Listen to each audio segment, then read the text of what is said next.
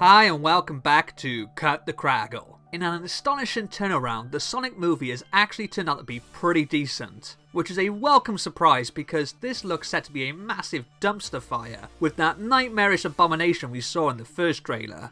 Sonic first appeared on the studs with LEGO Dimensions way back in 2016, and fans have been crying out for more LEGO Sonic ever since. LEGO didn't release any sets to tie in with the movie this time, but after the success of this one, I can see them wanting to get in on the action for the inevitable sequel. Predicting sets for a movie that hasn't even been announced, yet alone released, means that I will be speculating on what I think will happen in the Sonic sequel. So by extension, expect massive spoilers for the end of the first movie. You have been warned. Besides a brief prologue on Sonic's homeworld, almost the entire movie takes place on planet Earth. That could all change in the sequel. Now the first movie has made a ton of money, I can see Paramount increasing the budget to allow for a more video game accurate follow-up. I really hope we get to see Sonic return to the island he grew up on. The small town in Montana he winds up in may have been called Green Hills, but the brief glimpse we saw of Sonic's home in the opening sequence, with its loop-the-loops, shimmering waters and crumbling bridge, was definitely meant to be the actual Green Hill Zone from the original Sonic game. It's arguably the most iconic location from the entire Sonic franchise, so it makes sense that we see more of it in a sequel. The blocky, cutaway terrain would translate brilliantly into bricks. If LEGO did make a Green Hill Zone movie set, I think it would have to include at least one loop-the-loop. There was a great fan project on LEGO Ideas that had a neat design for a minifig spinner that would have been loads of fun. One location I'm certain we'll see more of is Mushroom Hill Zone. Mentioned repeatedly throughout the course of the movie as the mushroom planet that Sonic will do almost anything to avoid going to, fans of the games will instantly recognise the nod to the level from the Mega Drive game Sonic and Knuckles. Dr. Robotnik ends up stranded on the mushroom planet by the movie's end with seemingly no way back to Earth. In the games, Mushroom Hill is located on the floating Angel Island, home to the Master Emerald and its custodian, Knuckles. Knuckles is my absolute favourite character from the Sonic franchise, so I'd love to see him on the big screen in the next movie. Rafael Grassetti, who was actually the art director on the video game God of War, even created some amazing fan art of what a live action Knuckles might look like. Much like he did in the games, I imagine Knuckles will be introduced initially as an antagonist. It would be fantastic to finally get a Knuckles minifigure. There's already been a design for one in LEGO Dimensions, which I don't think would require much alteration to work as a physical minifig. I'd also expect this set to include a scavenger style Robotnik minifig, complete with his broken goggles and demented smile.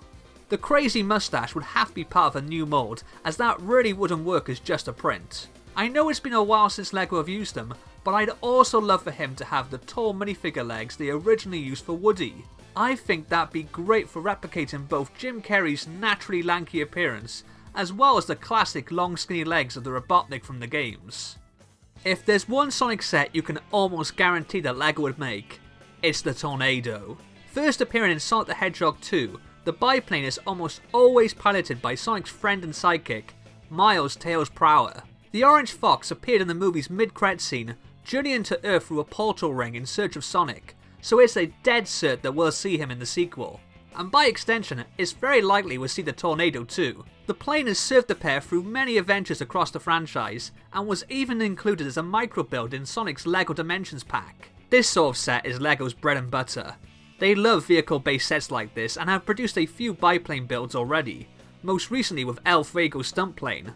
As the games have gone on, the Tornado has been shot down, rebuilt and upgraded numerous times, and in Sonic Adventure 2 it was even able to transform into a battle-ready mech, so there's loads of scope for LEGO to create a really cool set with some interesting play features. Get a load of this! Of course, it would be daft to think that LEGO would make a wave of Sonic sets and not include at least one of Robotnik's evil creations. A couple of times throughout the movie, Jim Carrey moves a bit like a robot, showcasing one of the mad scientist's many quirks. But when he's stranded in Mushroom Hill, his eccentricity blows over into full mania.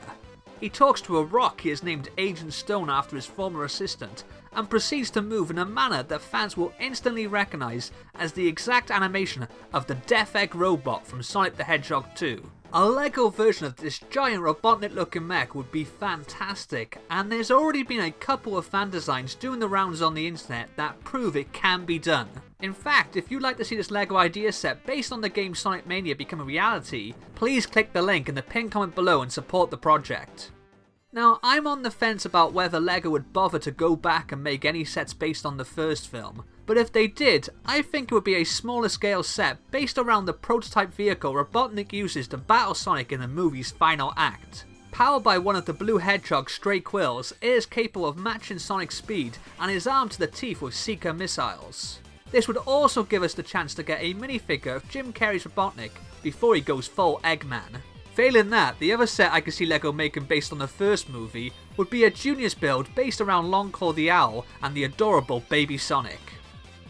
What do you think of my Sonic Movie 2 set ideas? What did you think of the first movie, and would you be excited for a sequel featuring both Tails and Knuckles? Let me know in the comments below. Don't forget to like, and if you haven't already, be a hero and hit that subscribe button. I'll see you next time. Laters.